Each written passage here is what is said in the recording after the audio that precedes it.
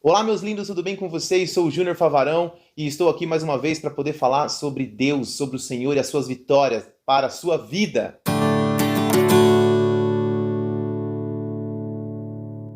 Antes de mais nada, eu quero mandar um abraço para o pessoal da Paróquia São José, o grupo Yeshua, dos nossos amigos católicos. Que Deus abençoe vocês imensamente. Isaías 36, 37 e 38 é o que nós vamos falar agora. Você lembra que Isaías teve um encontro com Acás lá no capítulo 7, que começa assim: no tempo em que Acás, filho de Jotão e neto de Uzias, era o rei de Judá? Ok. E lembra que esse rei Acás preferiu não pedir um sinal para Deus e preferiu confiar na Assíria, mas depois que a Assíria dominou tudo ali, eles então determinaram que Judá repassasse muitos impostos todos os anos. Então, eles foram confiar nos homens no lugar de Deus e deu nisso. Mas Ezequias, o seu filho, toma um caminho melhor do que seu pai. Até então, uma profecia que a gente já viu, que faz inclusive uma profecia análoga à vinda de Jesus, que dizia: o menino nos nasceu e etc e tal. Pois é, esse é Ezequias, da profecia, lembra?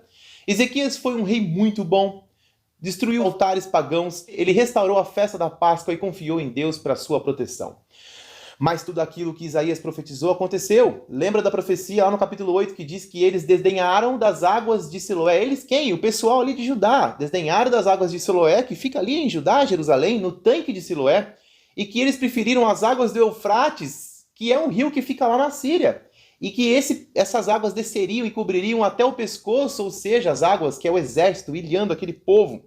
Então isso tudo aconteceu aqui no capítulo 36, que começa dizendo: no 14º ano do reinado de Ezequias, que é o Senaqueribe, que é o rei de Assíria, atacou todas as cidades fortificadas de Judá e apossou delas, mas não conseguiu entrar em Jerusalém, porque Ezequias preparou a cidade. E veja como que ele fez lá em Crônicas 32, 4, 8, que diz: com grande empenho, reparou todos os trechos quebrados do muro e reconstruiu torres sobre ele. Construiu um muro do lado de fora e reforçou tudo ali. Mandou fazer também muitas lanças e muitos escudos, nomeou sobre o povo os oficiais, os militares, e reuniu na praça, juntando o povo da cidade, animando com essas palavras: sejam fortes e corajosos, não tenham medo nem desanimem por causa do rei da Síria e do seu enorme exército, pois conosco está um poder maior do que está com eles. Com ele está somente o poder humano, conosco está o Senhor, o nosso Deus, para nos ajudar e para travar as nossas batalhas. E o povo ganhou confiança com o que disse Ezequias, rei de Judá. Olha que lindo! Ele estruturou a cidade, preparou o exército fisicamente, psicologicamente e espiritualmente com fé. E aí, esse grande encontro, um dos momentos mais incríveis da história, é relatado também em 2 Reis 18, 17 a 37. Todo o exército da Síria parado lá fora, aquele monte de gente como abelhas, e o comandante vira para o povo ilhado lá atrás do muro de Jerusalém e diz: digam isso ao rei Ezequias, assim diz o grande rei, o rei da Síria. Em que você baseia sua confiança? Você pensa que meras palavras aí de motivação são estratégia de poderio militar? Em que você está confiando para se rebelar contra mim? Você está confiando no Egito? E então começou a desaforar Deus ali e disse: aceite, pois, agora o desafio do meu senhor, o rei da Síria. Eu lhe darei 2.000 cavalos, se você tiver cavaleiros para eles. Será que vim atacar e destruir esse local sem uma palavra da parte do Senhor? Eles ficaram ali insultando Deus e o povo. Então, comandantes de Judá disseram ao comandante da Síria: olha o diálogo que está rolando. Por favor, fale em aramaico, porque a gente não está entendendo a sua língua. Não fale em hebraico, pois assim o povo que está sobre os muros não vai entender. O comandante, então, da Síria falou em hebraico: todos vocês terão que comer as próprias fezes e beber a própria urina. Estava pesado demais, porque eles estavam ilhados ali atrás do muro. Ouçam a palavra do grande rei, o rei da Síria. Assim diz o rei: não deixem que Ezequias os engane. Ele não poderá livrá-los da minha mão. Não deixem Ezequias convencê-los a confiar do Senhor. Quando diz: com certeza o Senhor nos livrará, essa cidade não será entregue nas mãos do rei da Síria. Não deem ouvidos a esse Ezequias. Assim diz o rei da Síria: façam paz comigo e rendam-se. Então cada um de vocês comerá a sua própria videira, a sua própria figueira e beberá água da sua própria cisterna. Escolham a vida e não a morte. Não deem ouvido para Ezequias, porque ele está iludindo vocês quando diz que o Senhor livrará vocês. Será que o Deus de alguma nação conseguiu se livrar das mãos da Síria? Acaso livraram Samaria das minhas mãos? Qual dentre todos os deuses dessas nações todas que a gente ganhou conseguiu se livrar da terra do nosso poder? Como então o Senhor de vocês poderá livrar Jerusalém das nossas mãos? Mas o povo permaneceu calado e nada disse em resposta, porque o rei tinha combinado com o povo para não responder nada. Então, o administrador do palácio retornou lá para o rei Ezequias com as vestes rasgadas e relatou tudo que o comandante tinha dito lá atrás dos muros. Capítulo 19. Olha que encontro lindo e de arrepiar. Ao ouvir o relato, o rei Ezequias rasgou suas vestes, pôs as roupas de luto e entrou no templo do Senhor e disse: hoje é dia de angústia, de repreensão e de humilhação. Estamos como uma mulher que está para dar à luz, mas não tem forças para fazer nascer. Talvez o Senhor, o teu Deus, ouça todas as palavras que aquele comandante da Síria disse, que zombou do Senhor, Deus vivo. E que o Senhor, meu Deus, o repreenda daquelas palavras que você ouviu. Então Deus pediu para Isaías responder: diga aos reis que assim diz o Senhor. Não tenha medo das palavras que você ouviu. Isaías estava dizendo para o rei: não tenha medo das palavras que você ouviu, das blasfêmias que os servos do rei da Síria lançaram contra mim. Ouça, eu farei tomar a decisão de retornar ao seu próprio país quando ele ouvir certa notícia, e lá o farei morrer à espada. Então o rei da Síria mandou outra mensagem. Olha quanto diálogo. Não deixe que o Deus do qual você confia te engane quando diz: Jerusalém não cairá nas mãos do rei da Síria. Com certeza você ouviu o que os reis da Síria têm feito a todas as nações, como as destruíram por completo. E quando Ezequias recebeu uma nova afronta, ele subiu ao templo do Senhor e estendeu-se perante o Senhor novamente, e Ezequias orou novamente ao Senhor: Senhor, Deus de Israel, que reinas no seu trono entre os querubins, só tu és Deus sobre todos os reinos da terra. Tu criaste o céu e a terra.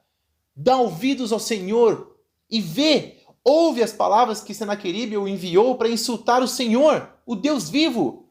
É verdade, Senhor, os reis da Sírios fizeram de todas as nações e seus territórios um deserto. Atiraram os deuses delas no fogo e destruíram, pois não eram deuses, eram apenas madeira e pedras moldadas por mãos humanas. Agora, Senhor, nosso Deus, salva-nos das mãos deles, para que todos os reinos da terra saibam que só tu, Senhor, és Deus. Lindo! Lindo porque aqui a gente vê uma oração parecida com a de Moisés tirando o povo do Egito, e quando eles estavam para entrar em uma cidade, ele fazia justamente essa oração: nos dê a vitória, Senhor, para que todos da terra, todos os reinos saibam que só tu és Deus. Aí Deus ouviu rapidamente a sua oração e já pediu para Isaías enviar uma mensagem para o rei Ezequias dizendo: assim diz o Senhor, o Deus de Israel: ouvi sua oração acerca de Senaqueribe, o rei da Síria. Esta é a palavra que o Senhor falou contra ele. De quem você zombou? Aí Deus ficou bravo, irado com isso. E Deus disse para Isaías dizer para Ezequias: diz para eles o seguinte: de quem você zombou? Contra quem você blasfemou? Contra quem você levantou a voz e contra quem você ergueu seu olhar arrogante?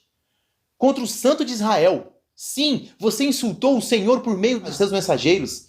E aí Deus começa a lembrar o que ele fez contra aqueles que afrontaram ele. Começou a mostrar, lembra quando me afrontaram e eu fiz isso contra aquele reino? Eu, porém, sei onde você está, rei Senaqueribe. Sei quando você sai e quando você retorna. E como você se enfurece contra mim. Sim, contra mim você se enfureceu. E o seu atrevimento chegou aos meus ouvidos. Por isso porei o meu anzol no seu nariz e o meu freio na sua boca, e o farei voltar pelo caminho por onde você veio. E Deus virou para Ezequias e proclamou a vitória, dizendo: pelo caminho por onde eles vieram, assim eles voltarão. Não invadirão a nossa cidade, Jerusalém, declara o Senhor. Eu defenderei e salvarei por amor de mim mesmo e do meu servo Davi. Como que ele ama Davi? Sempre ele lembra de Davi. Naquela noite, o anjo saiu e matou 185.000 homens no acampamento assírio. Quando o povo se levantou na manhã seguinte, o lugar estava repleto de cadáveres. Então Senaqueribe, o rei da Síria, desmontou o acampamento e foi embora. Voltou para Nínive, que é a capital da Síria, e lá ficou. Certo dia, enquanto ele estava lá adorando os seus deuses, seus filhos o mataram à espada e fugiram para a terra de Ararat. Lembra de Ararat? Da Arca de Noé? Pois é, todo esse relato está lá em 2 Reis 19. Mas depois de toda essa vitória, Ezequias ficou doente. Sim, o mal ele se estende. Ele se agarra onde puder. Ele se alastra. Mas Deus está sempre, sempre, sempre atuando no meio do mal. E veja que encontro lindo, um outro encontro lindo de Ezequias com Deus. Isaías 38, 1-8 diz assim: Naqueles dias Ezequias ficou doente à beira da morte. O profeta Isaías foi visitá-lo e lhe disse: Assim diz o Senhor, ponha sua casa em ordem, porque você vai morrer, você não vai se recuperar. Ezequias virou o rosto para a parede e orou ao Senhor: Lembra-te, Senhor, de como tenho te sido fiel, com devoção sincera, e tenho feito tudo o que o Senhor quer. E Ezequias chorou amargamente. Então a palavra do Senhor veio a Isaías: Vá dizer ao rei Ezequias o seguinte, que diz assim o Senhor, o Deus de seu antepassado Davi, mais uma vez lembrando de Davi. Ouvi sua oração e vi suas lágrimas, Ezequias. Acrescentarei 15 anos na sua vida, e eu livrarei você e essa cidade das mãos do rei da Síria. Eu defenderei essa cidade. E esse é o sinal de que o Senhor fará o que prometeu. Farei a sombra do sol retroceder os 10 degraus, que ela já cobriu na escadaria de Acás. E a luz do sol retrocedeu os 10 degraus que tinha avançado. Que lindo, que maravilhoso. Como está a sua vida? A sua vida está como a de Ezequias? Cheio de tribulação? De conflitos e guerra? Os seus diálogos estão pesados com a sua família?